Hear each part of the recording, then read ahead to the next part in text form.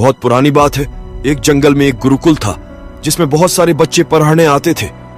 एक बात की बात है, गुरुजी सभी विद्यार्थियों को पढ़ा रहे थे, मगर एक विद्यार्थी ऐसा था जिसे बार बार समझाने पर भी समझ में नहीं आ रहा था। गुरुजी को बहुत तेज से गुस्सा आया और उन्होंने उस विद्यार्थी से कहा, जरा अपनी हथेली तो दिखाओ बेटा। विद्यार्थी ने हथेली गुरुजी के आगे कर दी। हथेली देखकर गुरुजी बोले, बेटा तुम घर चले जाओ, आश्रम में रहकर अपना समय व्यर्थ मत करो, तुम्हारे भाग्य में विद्या नहीं है। शिष्य ने पूछा, क्यों गुरुजी?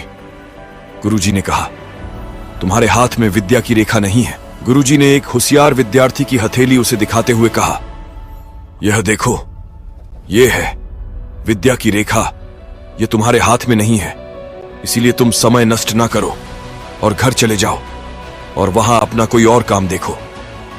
यह सुनने के बाद उस विद्यार्थी ने अपने जेब से एक चाकू निकाला, जिसका प्रयोग वह रोज सुबह अपनी दातुन काटने के लिए करता था। उस चाकू से उसने अपनी हाथ में एक गहरी लकीर बना दी। हाथ में खून बहने लगा। तब वह गुरुजी से बोला, मैंने अपने हाथ में विद्या की रेखा बना ली है गुरुजी। यह देखकर गुरुजी द्रवित हो गए और उन्होंने उस विद्यार्थी को गले से लगा लिया।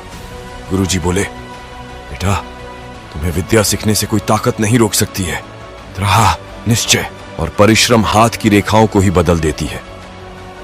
दोस्तों, वह विद्यार्थी आगे चलकर महर्षि पाणिनि के नाम से प्रसिद्ध हुए, जिसने विश्व प्रसिद्ध व्याकरण अष्टाध्यायी की रचना की है।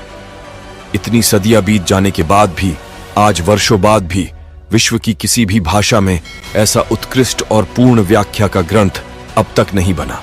तो दोस्तों, इस कहानी की शिक्षा यह है कि लोग चाहे जो भी बोले, हम हर एक को गलत साबित करते हुए अपनी लागन और कठिन परिश्रम के दम पर जो चाहे वो सब कुछ हासिल कर सकते हैं।